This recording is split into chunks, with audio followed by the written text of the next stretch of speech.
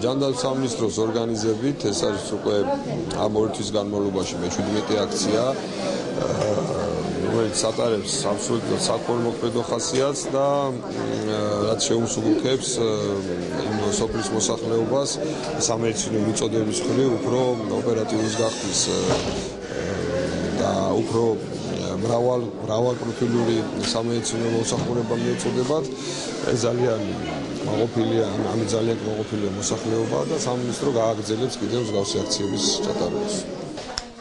მომართულება ძალიან დიდია.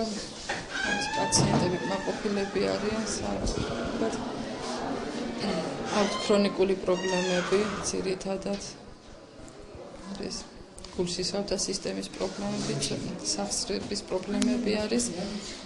არის ძალიან მაღალია მომართვიანობა.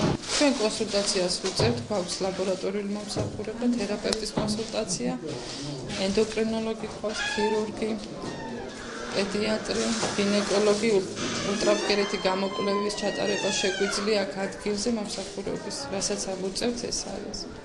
ძალიან დიდი მადლობა მინდა გადაუხადო ჯანდაცვის მინისტრს, აქ მობრძანებულ ექიმებს, ნამდვილად სოფელ ერგნეთის მოსახლეობას სჭირდებოდა გამოკვლევები, სამედიცინო დახმარება, ძალიან ხშირად სროლის ხმა ისმის, ფსიქოლოგიური ზეწოლა ჩვენი კეთილმსყოფელი მეზობლისგან.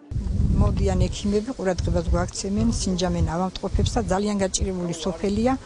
სისხლის ანალიზი გავიკეთე და ეხლა ეხოზე უნდა შევიდე. ცლის ღრუს ეხოსკოპია მაინტერესებს, თირკმელები მტკივა, ნაღველა მტკივა. და დიდი მადლობა ვარ, რომ ეს მაინც გვაქცევ ყურადღებას და უფრო მეტ ყურადღება რო გამოიჩინე, უფრო კარგი იქნება.